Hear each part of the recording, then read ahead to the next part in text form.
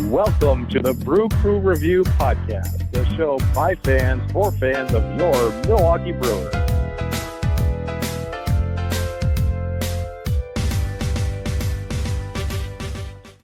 Hello and welcome back to another edition of the Brew Crew Review Podcast. This is Vince Travato, your host tonight, joined here on the set by Scott Bartell. Scott, how are you tonight? Doing great. Celebrating a Brewer win, taping Sunday night. We almost got swept by the Giants. That would have been a rough time to tape a podcast.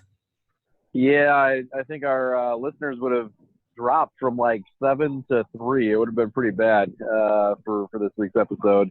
Scotty, are we joined by anyone else? Craig or Chad, are you guys on? Neither one of them are on right now. Actually, they could jump in, but I think they're probably hanging out together somewhere, like not taping with us. That's what I assume. Weren't they going to start a political podcast, where those two talk about their commonalities and political beliefs? It'd be a pretty short podcast. Well, anyways, we're back here for you, folks. Welcome again to another podcast. And Scott, let's recap the week that was a little bit. The Brewers, like you said, we had a kind of a rough series in San Francisco, but did get a win today. How do you think that the series went against the Giants? Not particularly well, I guess. The first game we kind of actually, I don't even remember the first game anymore. I just remember it was underwhelming for me. Was that the one Jimmy Nelson started? No, wait. No, that was yesterday. Scott, the viewers back in West Dallas and all around Wisconsin are kind of counting on you for some analysis for the series. So if you could, talk to the interns and maybe they can get you some information. All right. Well, let me see if I can at least remember part of it. Why don't we just work our way backward? Because I just obviously was listening to the game as of Sunday. All right. Today was a good 5-3 Brewers win. Yeah, today was a good 5-3 Brewers win. It's for me at least the highlight of today's game was yet another outstanding performance by Josh Hader through a 2-inning save for the Brewers today. What did you take away from today's game, Scott? From today's game, it just seemed like a typical grinded out sort of Brewer win. Like we knew that once we could get to, the good guys in our bullpen, you already knew what was going to happen. You knew the usual suspects were going to be pitching and you hope that they shut them down like they usually do. So yeah, close game, but again, we got the lead, hung on to it. Typical Brewer win. Yep. Okay. And so we lost the other 2 games in the series to the Giants. Went into to lose the series. Saturday, and let's talk about this one a little bit, was Jimmy Nelson's second start since coming back from his devastating injury from 2017. He's not throwing the ball particularly well right now. He has an ERA over 10 at this point in his 2 starts on the year. Are you concerned about Jimmy Nelson, or do you think he's just getting some rust off? For now, I'm going to go with the rust because his velocity is there. If he didn't have the velocity, then I would be a little bit worried. But I think right now it's just going to be, repetition, getting his reps, getting, his mechanics, being a well-oiled machine on the mound, all of that. So right now anyway, this is basically his extended spring training, but he has to do it at the major league level. So I'm not too worried yet. Talk to me in a month. Yeah, he did throw a few. Well, we will talk in a month, but he did throw a few games in San Antonio in AAA. Right now, he's got 8 strikeouts and 6 walks, a total of 7 innings pitched on the year, giving up 9 hits, 9 runs, 8 earned runs, and 1 home run over those 7 innings. So the ERA is definitely not good. It's 10.29. He's 0-1 in the win-loss column. So, they're not good numbers at this point, although I will say that there's a little bit of cause for optimism with those 8 strikeouts and, 7 innings, so averaging over a strikeout per inning, obviously. So there are some at least a few positives. Like you said, the velocity and the strikeout numbers seem to be there. He's walking, a few more guys than I think is maybe typical for Jimmy, or at least was typical for him in 2017. But yeah, I tend to agree with you. We need to give him a little bit more time. The guy pitched so well for us his last time on the hill in 2017 when he went 12-6 with a 3.49 ERA. That I think you've got to cut him a little bit of slack coming back from as serious of an injury as he did. That being said, my only concern is that, pitchers don't normally suffer this type of injury. It was kind of a randomly, weird, freakish injury. As Brewer fans probably know, he injured himself sliding back into first base on a pickoff attempt. So, I think it kind of remains to be seen. It's sort of a test case for this type of injury and how pitchers can come back. Yeah, and again, I mean, the velocity is there. The fact that the strikeouts are there tells you that his stuff is okay, but it's just locating it. He's giving up a lot of hits, more than a hit per inning. And, like you've already pointed out, the walks, there's too many of those, so obviously the control's not quite where he wants it to be just yet. But, again, I'm really thinking just hang in there, stay the course, and we'll be fine. Yeah, all right, sounds good. I think Aaron Rodgers and Travis Shaw said something along those lines at different points over the last few years as well. So Scott, before the Giants series, so we lost the Friday night game of the Giants as well, but before that, there were a couple off days this week, so we don't have as many games to look at, but Brewers have gone to Houston for 2 games, split that series with the Astros, including some very entertaining baseball in both games, really. The second game of the series, Brewers ended up winning in 13 innings or 14 innings. So very, very, I think it was 14 innings. Very entertaining game. Mike Moustakas with the game-winning home run, just continuing his hot hitting like he has been all season. What were your thoughts on the series against the Astros? The Astros series, I mean, talking about an absolutely phenomenal team, probably catching them at the right time with Correa and Altuve being out, and I think Springer might have been out too. They really had some injuries so far this year. So to be able to split with a team of that caliber on the road like that, I was thrilled with. But you had mentioned that we only played 5 games this week, so we did have those off days. I really kind of wanted to see a little bit more of Josh Hader. And in particular, I know this is going to sound like, Monday morning armchair quarterback kind of thing, but Saturday's game, I know we are down, but it was still close, and it was really upsetting that our bullpen gave up runs in every single inning that they pitched. And then, of course, what happens is we give up 1 run in the bottom of the 8th so that we're down by 2. Then Yelich comes up and hits a homer, which is great. It would have been awesome if we were only down by 1, but we were down by 2 now. So that was a rough 8-7 loss. Yeah, no, that was a tough game. Very entertaining baseball, though, in both games down in Houston. Like you point out, the Astros are such a good team. Obviously that was a frustrating loss. That being said, I think most Brewer fans going into the series would be okay with the split against the Astros in a 2-game series on the road. So, again, not a great week, but I don't think it was devastating by any stretch either. Again, a road trip is always going to be a little bit more difficult, especially with a team like Houston thrown in there as well.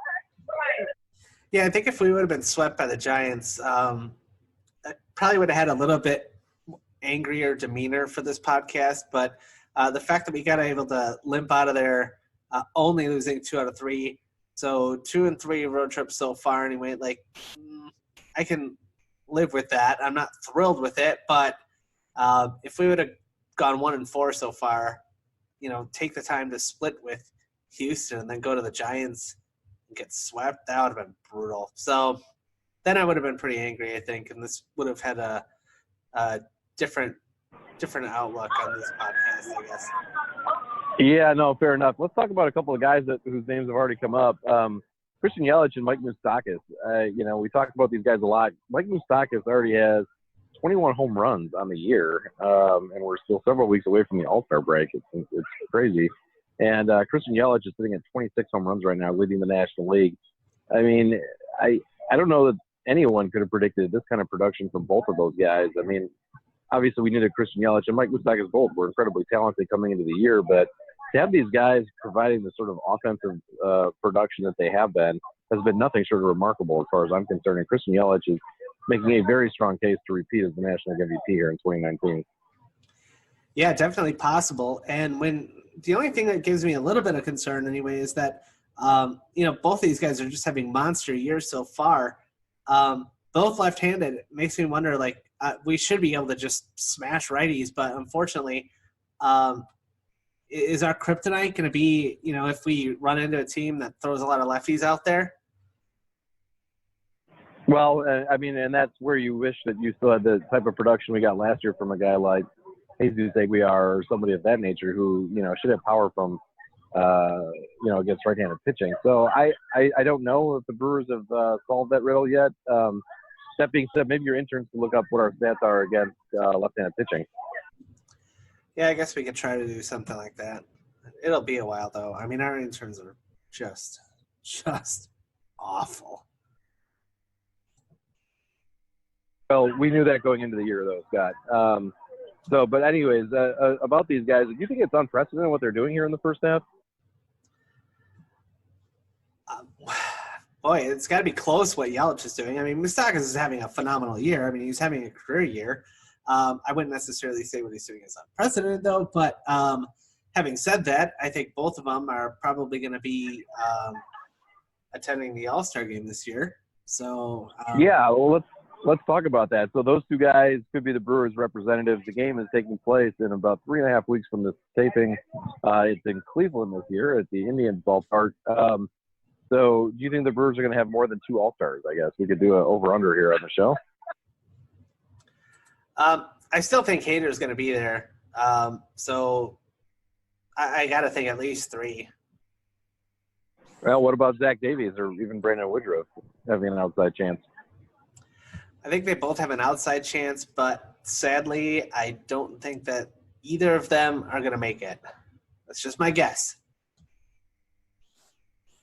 Is that inside information from our anonymous source, Tom Carter, or are you just kind of speculating, Scott?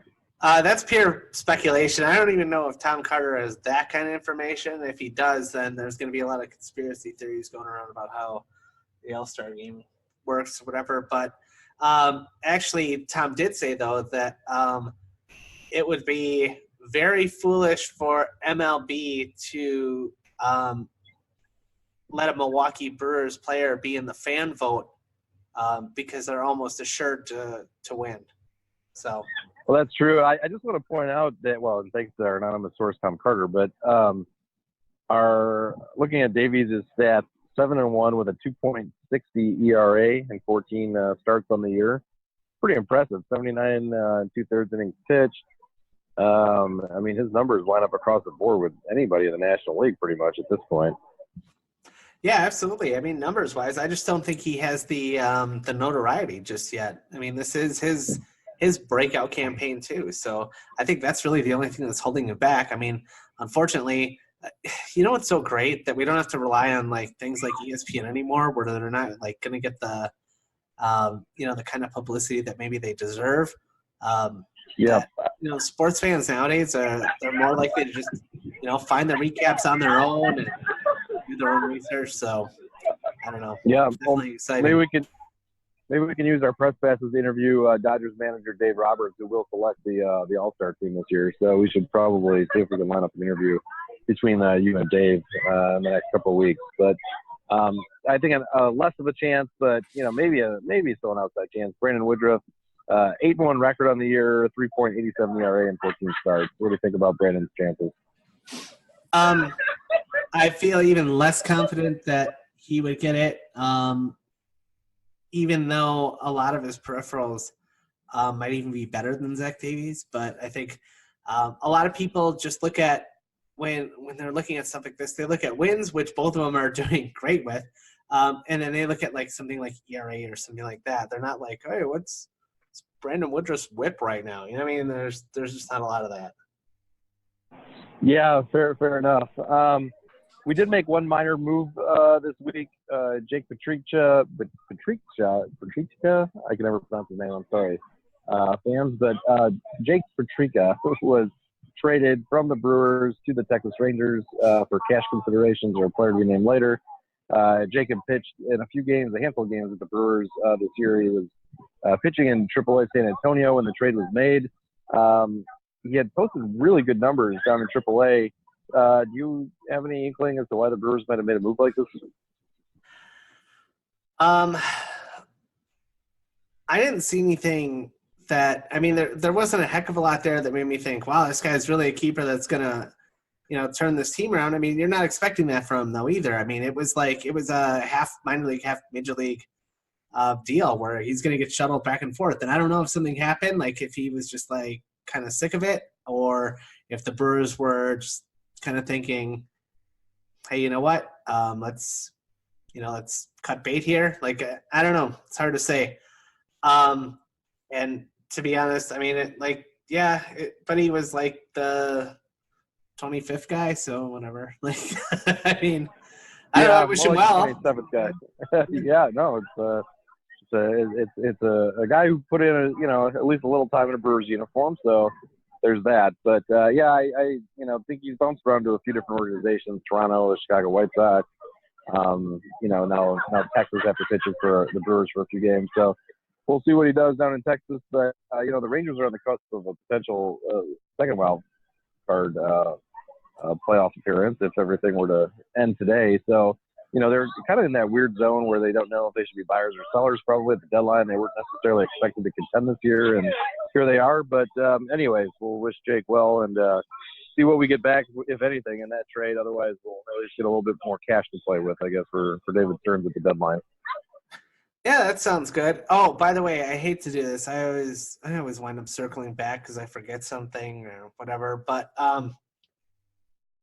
I guess I think we would be remiss if we didn't at least bring up. Can you think of, off the top of your head, anybody that we really should have included in the All-Star selection that maybe I think is a real good chance of being an All-Star, but we just completely left them out of the conversation? Well, I mean, I agree with you with Hader, and I agree with you on Yelich and Moustakis. I guess at that point, we talked about our starting pitchers. Who else are you thinking about, Scott? I think Grandal's got to get some real. Grandal, you're right. I realized that as soon as I said it. Yeah, Grandal, that's for sure. He's played like an all-star. I completely spaced on it. I was just like, I don't know. Like sometimes, you just look at the whole field and you just like you're kind of doing this mental math where you're picturing like, okay, yeah, he's doing okay. And like I think by the time we actually got so far along in the conversation, we weren't even, we didn't even consider catcher. I don't know. Yes, Monty is hitting 278 on the year, playing great defense. He's hit 15 home runs at this point in the year, which is a lot of offensive production from the catcher spot, as you know. 39 RBIs. He's got a 381 OBP. He's putting together a great year, and I think he definitely stacks up favorably compared to other catchers. Maybe one thing in his favor is that his former manager is, again, selecting the guys on this team. So, maybe him and Roberts have some sort of relationship that was built up. I don't know. It certainly is a possibility that the Brewers could see, 4 All-Stars this year. Any chance that it's the exact opposite? And they're like, oh, yeah, we were – you really let us down last year in the playoffs. Good riddance. You just never know what those dynamics were in the Dodgers clubhouse, and I think that Grandal had made a point to say something, along the lines of how happy he was, at when he captained Milwaukee for the chance to play against the Dodgers too. So it could be interesting. I'm really not sure how that actually ended. Yeah, who knows? But I will say this: the Dodgers were very, very good last year. They were a great team last year, and they're probably even better this year. I mean, so far anyway, they're on pace. They're the class of the NL right now. I mean, nothing against the Brewers, but they're just light years ahead of everybody right now. Well, and they were very good in 2017 as well. And in fact, they had a sort of a disappointing first half last year and still managed to compile the record that they ended up with. So, I mean, when you look at it from that, they've really been solid for going on 3 seasons now. Yeah, and I think the only reason why you haven't necessarily punched their ticket to the NL Championship is because, the Dodgers have not had a great track record of doing that for the last 25 years. So, haven't won a World Series since '88. So they have the ability to get there many years, but do not have the ability to advance as the rounds progress. That's definitely kind of their MO here in the last quarter century. So, but yeah, you're right. Very good team, very well-run organization. They've got a ton of pitching. Top to bottom, the lineup is solid. So, yeah, it'll be interesting to see what happens here in the second half. And obviously, we've still got some time yet in the first half as well. But to get back to the point, I could definitely see Grandal being added to that all-star list for potential Brewers all-stars. Yeah, so I'm gonna say 4. I think 4 is what we're gonna get. Yeah, I'm gonna not to be boring, but I tend to agree. I think it's gonna be 4. I think it's Moustakas, Yelich, Hader, and boy, I'd really come back down to Davies versus Grandal. I'm gonna change it. Let's just be different. I'm gonna say 5, and I'll say Grandal gets it right away, and that Davies is named as an all-star for somebody that can't make the game for whatever reason, whether it's injury or something else, but he'll be a replacement and will be an all-star. Well, I mean, they're probably only going to have, 2 catchers, and they're probably going to have, 15 pitchers, something like that. I don't know, a lot of them. So I guess that helps. Yeah, I just think that, when you look at Grandal compared to the other guys in the National League and the fact that him and Roberts have a relationship, I could definitely see him being added. Yeah, well, I guess we'll see. Hopefully, something crazy happens and we get 5 and, tie our record last year. Right? Yeah, last year. That was the first time in franchise history at the All-Star game here in Washington. Can you believe that this storied franchise has never had 5 All-Stars in the same year? It's incredible. Yeah, that's really incredible. It's absolutely nuts. But yeah, it'd be great to do 2 years in a row. We'll see what happens here. And there's still some baseball yet to be played here in the first half. Let's talk a little bit about Keston Hiura. He's hitting well, obviously, again down in AAA. When do you think we're going to see Keston Hiura back in the big league? I think it's got to happen soon. I mean, it really has to happen soon, right? I mean, it has to happen. I think it's going to happen even before the All-Star break, just because, his bat plays, simple as that, and he's, it's not like he's a liability out there with the glove. So, why would you not want him here to make your team better? I think it's kind of a matter of whose roster spot does he take at this point. I mean, Shaw has played pretty well since he's been back and off the disabled list. So I think the Brewers are going to have to manage the roster a bit down the stretch here, because I think Keston's bat is going to be needed at some point. It's not just a matter of maybe what the Brewers were looking at in years past, where okay, we don't want to burn a guy's service time, or we've got this good prospect, we got to wait to call him up till rosters expand or something. I think that Keston could really play a vital role on this team this year. Is my point, for a team that is obviously very much in contention for a playoff spot. Yeah, no, absolutely. Especially because he's got that, that right-handed power bat that we're looking for. And, since, guys like Aguirre haven't quite put it together just yet, I think that makes his right-handed bat even more important. And, as far as like how we're going to make it happen, how we're going to get a roster spot for him and get him up here, that game that they play at Miller Park and I assume every other stadium, where they they put the ball underneath the 3 shells and then they circle the shells around and you got to guess which one. Yeah, man. Okay. The guess a cap game or Yeah.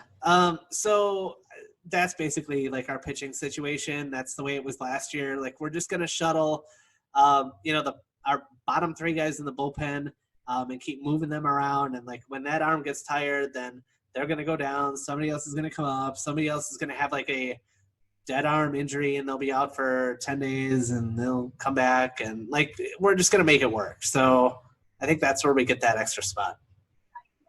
Well, fair enough. The Brewers' mystery injury has also been used many times in the past, so we'll see what happens. But yeah, you've got other guys, who can play middle infield like Tyler Saladino who are crushing the ball in AAA.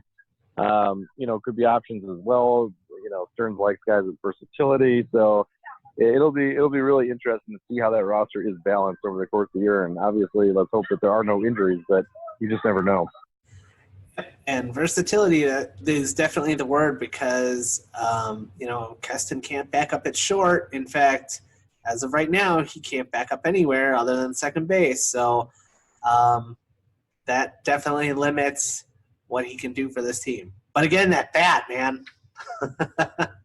Yeah, and because of that bat, I don't think that the Brewers are going to move off of that. I think that they're okay with him just being a second baseman, but that's not necessarily the same for a lot of guys on the team. But I think we're set with Arcia at short and here at second. In terms of their positions, the one guy who we haven't really talked about much is Mauricio Dubon, who is also having a good year at AAA. I think he's sitting in the high 290s. I don't know where his spot might line up. He could perhaps be trade bait at the deadline. Is how I see it. Very possible. I guess it depends on between him and Saladino, which one you really don't like. I mean, technically, Castanheira could be in that conversation as well. I sincerely doubt it, but you never know. I mean, nobody's untradeable, right?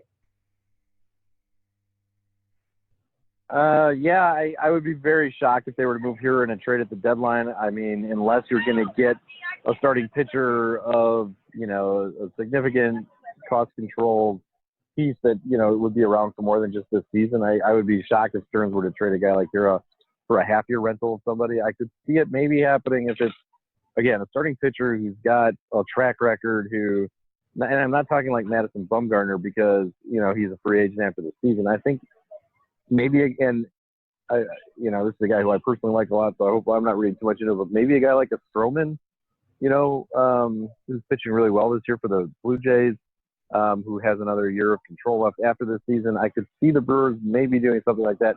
I'd still be shocked if it was Hira. I think that they'd rather include more guys in a trade rather than Hira, but, maybe quantity over quality to the Jays. But again, I don't know what Toronto or any other team with a pitcher kind of that caliber who's cost controlled for another season or two would take, at the deadline this year. It'll be interesting to see how that market develops as well. Last year was slow to develop, but we saw at the end of the day the Pirates, giving up a ton for a guy like Chris Archer. So, we'll see how this deadline plays out. I think every year is a little bit different, and this year there's the added change of July 31st being the hard stop for the deadline. There's no longer that waiver period for an extra month that expires on August 31st, where Stearns was very active up until August 31st last season. So it'll be interesting to see how that changes things as well. Yeah, exactly. Any kind of like role players that, normally you would just be like, well, let's just wait till the last minute. Well, the last minute just got bumped up a month. So, yeah, that's going to make it a little bit more difficult. I was really hoping that, like, Corey Ray was going to have the kind of year that he had last year and, with the potential logjam that we sort of have in the outfield that, he would be a guy that we'd be able to help, be a headliner for like a Stroman-type trade. But then he scuffled out of the gate, then he got hurt, and like his stock is down now, so I don't necessarily think that's going to happen. But you never know. Yeah, you never know because he did have such a great year last year, and now he is battling injuries. It's like with Corey Ray, with with a lot of guys. When he is injured, he's not playing well, but when he's healthy, he had a great season last year. So I think it all depends on how teams you view him. Do they view his full season last year, his number one draft pick status a couple years ago? As being kind of his true indicators, or are they going to look at a handful like 60 at bats this year before he got injured? So I tend to think that they're going to take the long view in a trade like this, but who knows? I definitely could be wrong. Yep. Well, it's shaping up to be a very, very exciting All-Star break followed by a trade deadline. Like the next little over a month, like month to 6 weeks, are going to be a real crazy time. And then, next thing you know, we're going to be, battling and going for the home stretch here, trying to get back to the playoffs. Like, it's just going to be a wild time, and I'm really looking forward to it. Speaking of looking forward to it, what do we got going on next week? Good question. Let's pull up the calendar here. 3 more on this road trip at the Pirates. And then we got a 4-game homestand against the Reds. So no, we're at. Let's see. No. We go to San Diego, Scott. Yeah, that's what I said, didn't I? Did I say Pirates instead of Padres? You said Pirates. Yeah, you're confusing the listeners. But yeah, we got 3 games again in San Diego, and then 4-game series against the Reds at home at beautiful Miller Park, and I believe that I will be in attendance actually at Miller Park on Friday. Wow, that's exciting. Mm-hmm. Yeah, there's a family reunion back home on Saturday, so Provided that nothing comes up with work, I'm going to fly back home on Thursday for just a couple days, Thursday night, and then be there for the weekend. So maybe head to the game on Friday and then take off, back for Washington on Sunday. So, yeah, it should be good. I'll be excited to see another game at Miller Park. I haven't been home since opening day. So. Well, and remember, Saturday the 22nd, it's a 3:10 start, and that's against the Reds. It's also Superhero Day, so I think there might be one superhero movie coming out this summer that if you want to dress up like them, there might have been one last year too, I forget. So maybe one or two superhero movies. You could dress up like your favorite superhero. You could dress up like your favorite host from the Brewer Review. Whatever you want. Definitely. I don't know who our listeners would go at.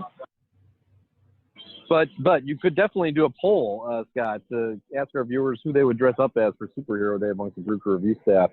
And speaking of that, do you want to talk about the polls that your interns put up this week on our social media? Very, very quickly, actually, yeah. So first off, now I said that the aforementioned Woodruff and Davies, and then I also threw Gio Gonzalez in there. I said that obviously they were pitching really well. Who is the next starting pitcher that you trust the most? And the answer from our fans was Jalees Chassin. He barely edged out Chase Anderson. So that was great. Really appreciate the Twitter polls. Follow us at BrewerReview1.com. Okay, that's great. And also the other poll was I threw one out there to see what your favorite retro Brewers uniform was.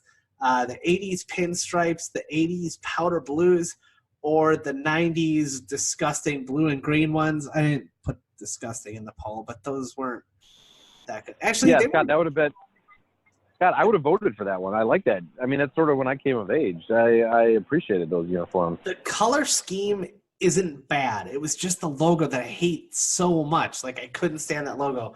But to answer what's going on with that one, believe it or not, the 80s pinstripes are beating out the 80s powder blues, and I'm a little bit surprised by that.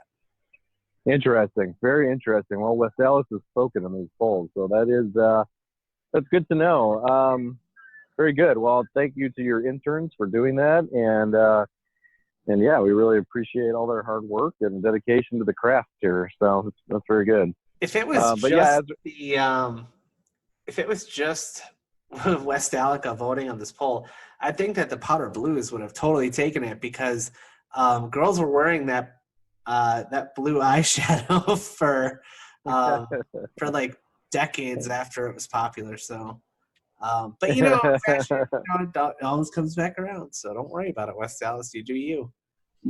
They'll be doing themselves for a while, so that's definitely. And by the way, I believe that you are still a celebrity at Benno's. Maybe you should send one of the intern teams into Benno's to ask them the poll questions directly, just in case they're not following us. If there's some internet issues that get spotty in West Dallas, it'd be nice to get some on-the-ground feedback. So maybe you could join our colleague Tom Wondercourt, or have the interns join our colleague Tom Wondercourt and send a team out to Benno's in West Dallas, Scott.